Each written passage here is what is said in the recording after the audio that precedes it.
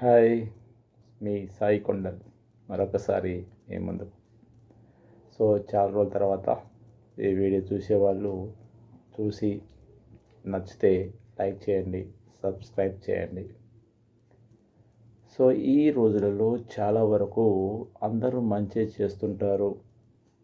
కొంతమంది మాత్రమే చెడు చేస్తుంటారు అనుకుంటాం. కానీ ఒక సంఘటన ఈ మధ్య కాలంలో నాకు ఎదురైన సంఘటన గురించి వివరిస్తాను. ఏంటిది అంటే, ఒక రైతు అతను వ్యవసాయం చేస్తూ ఉంటాడు. ఆ వ్యవసాయంలో 1 ఎకరం అతని పేరు మీద పట్టా ఉంది. కానీ అది అంతా అతని సొంతం కాదు. అతనితో కూడా పుట్టిన ఇంకా ముగ్గురు అన్న తమ్ముళ్ళు ఉన్నారు.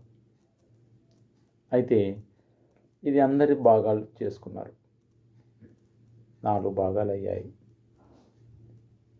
కానీ పెద్దవాడు మాత్రమే ఆ పొలం చేస్తూ ఉన్నాడు. చాలా సంవత్సరాలు అయిపోయింది. దాదాపుగా ఆల్మోస్ట్గా ఒక 15 ఇయర్స్ ఎబో, అంటే 15 సంవత్సరాల నుంచి తనే చేస్తున్నాడు. మేబీ ప్లస్ అయింది. నేను జనరల్గా 15 ఇయర్స్ అని చెప్తున్నాను.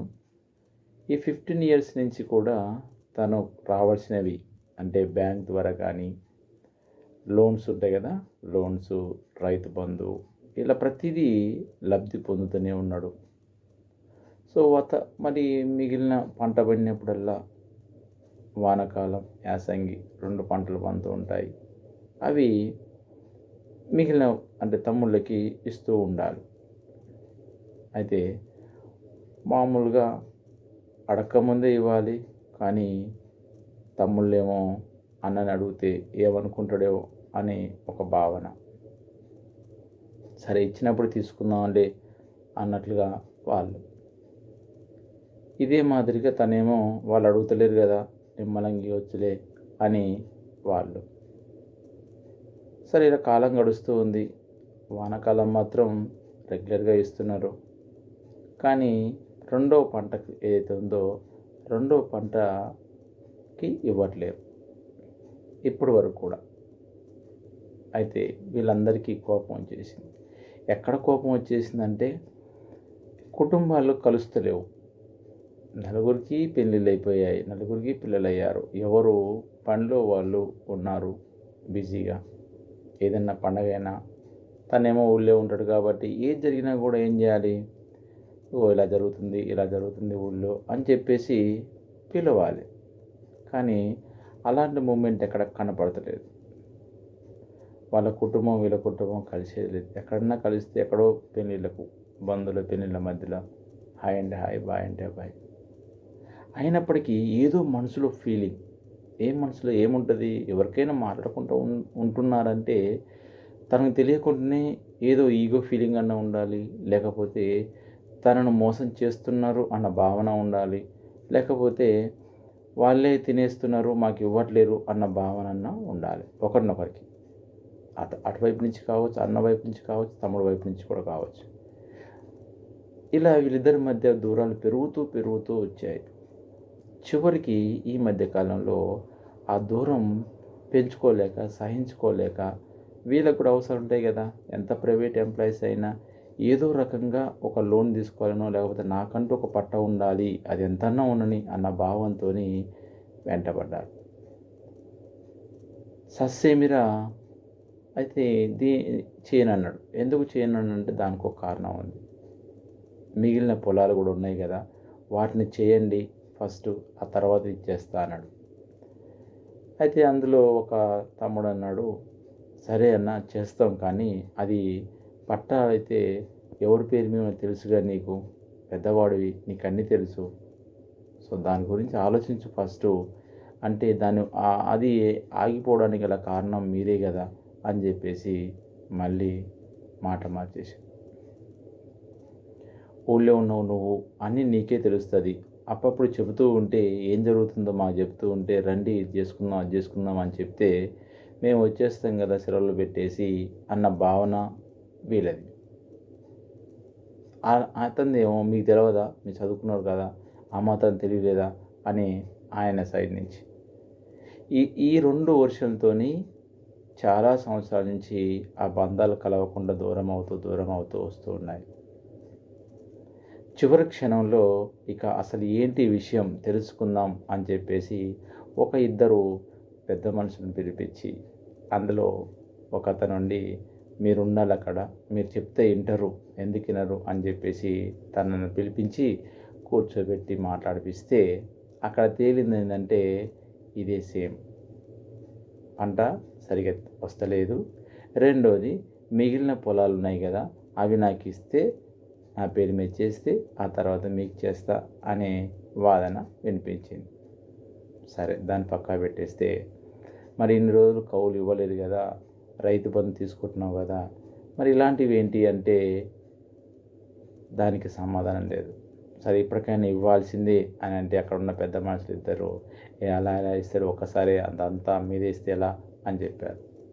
మీద వేయడం ఏంటి, ఇప్పుడు 4 భాగాలు, ఒక భాగమే నీది, మిగిలిన ముగ్గురు భాగాల యొక్క ముగ్గురిని పర్మిషన్ లేకుండా నువ్వు లోన్ తీసుకుంటున్నావు, దాన్ని తీర్పుకుంటున్నావు, మళ్ళీ రైతు బంధు పడుతుంది, అది తింటున్నావు, మళ్ళీ రివర్స్గా మమ్మల్ని ఏదో పురుగులను చూసినట్టుగా, ఒక శత్రువులను చూసినట్టుగా చూస్తున్నావే, అది భావ్యం కాదు కదా అంటే దానికి లేదు. సరే, దాంతోపాటుగా రెండోసారి వచ్చే పంటకు కూడా కౌలు ఇస్తలేవు, ఏంటిది ఇంతగానం ఏంటి అంటే అది చెప్పడానికి గల కారణం ఇంకో కారణం చెప్పాడు. అదేంటంటే చుట్టూ కాలువ ఉంటుంది, ఆ కాలువ నేను తీపిస్తున్నా, ఆ కాలువ తీపిస్తున్నా కాబట్టి కారుకి 2000 అవుతుంది అన్నాడు.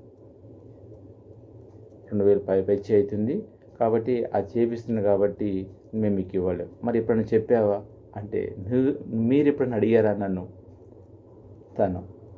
సో ఎవరి వర్షంలో వాళ్ళు వాదోపవాదాలను జరిపించారు. చివరికి ఏం తెలిసిందంటే వీళ్ళెట్టా పట్టణంలో ఉన్నారు, రారు, మమ్మల్ని అడగరు, ఇది ఇంతే, ఈ దూరం పెరిగిపోతూనే ఉంటుంది, అడిగినప్పుడు చూద్దాంలే అన్న భావంలో ఆయన, మా అన్నే కదా ఎప్పుడైనా ఇస్తాలే అన్న భావంతో వీళ్ళు అలా దూరం పెరిగిపోతూ ఉంది. కానీ ఈ క్షణానికి బయటపడిపోయింది. చివరికి వచ్చేసరికి మరి అంతా డబ్బులు కట్టాలి ఇప్పుడు అంటే, నో నేను కట్టా, ఏం చేసుకుంటూ చేసుకోపో అనే కాడికి వచ్చి, అదేంది ఎందుకు కట్టవు, కౌలే కదా, మరి వాళ్ళ కౌలు వాళ్ళకి ఇవ్వాలి కదా అంటే, అంత అమౌంట్ నేను కట్టలేడు కూడా అని చెప్పేసి పెద్ద మనిషి కూడా తన వైపే మాట్లాడి,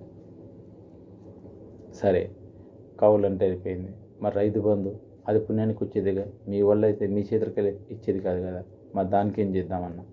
అప్పుడు తను కూడా అది కూడా ఏం చేసుకుంటూ చేసుకోపో అంటే, ఈ రకంగా ఆ కుటుంబ సభ్యులు అందరూ కూడా అలానే మాట్లాడుకుంటూ వస్తూ తన వర్షన్లో వినిపించడం జరిగింది.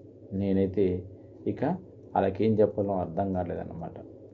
చివరికి ఇక వాళ్ళలో ఒక మనిషి లేచి, లేదు మాకు మీరేం చేస్తారో తెలియదు, పేదవాడు అంటున్నావు, అతనికంటే ఎక్కువ పేదవాళ్ళం మేము ప్రైవేట్ స్కూల్లో ఒక్కరోజు లీవ్ కూడా పెట్టలేకుండా ఉన్నాం పరిస్థితి, జీతాలు అంతంత మాత్రమే, ఏదో ఇన్ని రోజులు ఉన్నది కదా, ఇంటికాడి ఆస్తి ఉంది కదా అని చెప్పి భావంతోనే మేము ఉన్నామే తప్ప ఇక మాకు చెల్లుబాటు కాదు, తప్పనిసరిగా అమౌంట్ పే చేయాల్సిందే అని అంటే ఖచ్చితంగా చాలాసేపు వాదిస్తే దానికి ఇక ఒప్పుకున్నాడు. అంటే అది కూడా ఎట్లా ఒప్పుకున్నాడంటే తన ఇల్లు కడుతున్నాడు అనమాట. ఆ ఇంటికి నిర్మాణం కానీ మొత్తం నిర్మాణానికి సంబంధించి 4 పొత్తులు ఉన్నాయి. అంటే ఎట్లా అంటే, నువ్వు కౌలు ఇస్తలేవు, పైనంగా వచ్చే బ్యాంకు లోన్లు ఇవన్నీ తీసుకుంటున్నావు కదా, అది మా పుణ్యాన్ని తీసుకుంటున్నావు కాబట్టి అదంతా అందరి పొత్తులను ఇల్లు కడుతున్నావు తప్ప నీ సొంతం కట్టలేవని చెప్పేసి అందులో నుంచి ఒకతను అన్నాడు. అప్పటికి కోపం వచ్చేసి తనకి, లేదు నా సొంతం కట్టుకుంటున్నా అన్నాడు. నీ సొంతం కట్టుకుంటే ఎప్పుడు అడిగినా కూడా ఇంట్లో ఎవరికో ఒకరికి బాగలేదు, హెల్త్ బాగాలేదు, అది అట్లా ఇది ఇట్లా ఏదో ఒక ఇష్యూ చెప్పేవాడు, నోరు మోపించేవాడు. ఇవాళ చివరికి వచ్చేసరికి లేదు ఎప్పుడు అడగలేదు వీళ్ళు, ఇవన్నీ బిరు చేస్తున్నారు, ముగ్గురు ఒకటయ్యారు అని చెప్పేసి వాదన. ఏది ఏమైనప్పటికీ కూడా ఎవరి ఆస్తి వాళ్ళకి చెందవలసిందే, ఎవరి డబ్బులు వాళ్ళకి ఇవ్వాల్సిందే, అన్నైనా తమ్ముడైనా ఎవరైనా సరే. కాబట్టి సో ఈ రకంగా వాదోపాలు చేసి, లేదు నీకు లేదంటున్నావు కదా, ఆల్రెడీ ఇంకొక ఎకరా నుంచి అక్కడ కౌలు వస్తుంది. అదే కౌలు నువ్వు తీసుకోకుండా వీళ్ళకిచ్చేసి అని పెద్ద మనుషుల నుంచి ఒక అతను చెప్పడం జరిగింది. ఇది ఎట్ ఎ టైం ఒకసారి అంటే కష్టం, 1,50,000 దాకా వస్తుంది కాబట్టి మొత్తం తీర్పలేడు కాబట్టి నెలకు ఇంత అని ఆ వచ్చే అమౌంట్ని డివైడ్ చేసి సంవత్సరానికి ఒక పంట మీద ఇంత ఇచ్చేస్తాడని చెప్పేసి మాట ఒప్పందం కుదురుకున్నాం. సో ఒప్పందంతో పోలే, ఒప్పందం ఏం చేశారు, లిఖితపూర్వకంగా రాసుకొని మరి ఎందుకంటే మళ్ళీ నో నేను ఇయ్యను పో అంటే పరిస్థితి ఏంది. సో మొత్తానికి అలా ఒప్పించి సంతకం తీసుకొని ఇక ఏ బంధుత్వాలు దూరం తీసుకోకండి, మాకైతే లేరు మీకున్నారు చాలా జాగ్రత్తగా ఉండండి అని చెప్పేసి వచ్చిన పెద్ద మనిషి కూడా చెప్పడం జరిగింది. ఇదండి స్టోరీ. చూసారా, రైతు కుటుంబాల్లో సమస్యలు లేవు, హ్యాపీగా ఉన్నారు అనుకుంటారు. కానీ ఏ రైతు కుటుంబంలో అయినా ప్రతి సమస్య ఉంటుంది. కాకపోతే వాళ్ళు దాన్ని ఇది చేసుకునే దాన్ని బట్టి ఉంటుంది. అంటే వాళ్ళు కంపల్సరీగా దాన్ని అర్థం చేసుకొని దాన్ని సరే డబ్బు ఉన్నా లేకపోయినా కూడా అందరూ ఈక్వలే, సమానమే, నా తమ్ముళ్ళే అన్న భావన అన్నకు ఉండాలి. అన్నే కదా మా అన్నే కదా అని చెప్పేసి భావన తమ్ముళ్ళకు ఉండాలి. కానీ ఇక్కడ రిలేషన్లో గ్యాప్ వచ్చేసింది, అనేక రకాలుగా ఇబ్బందులు ఎదుర్కొంటున్నారు. కానీ మిగిలిన ముగ్గురు తమ్ముళ్ళు వచ్చిన దాంట్లో సుఖంగా ఉన్నారు.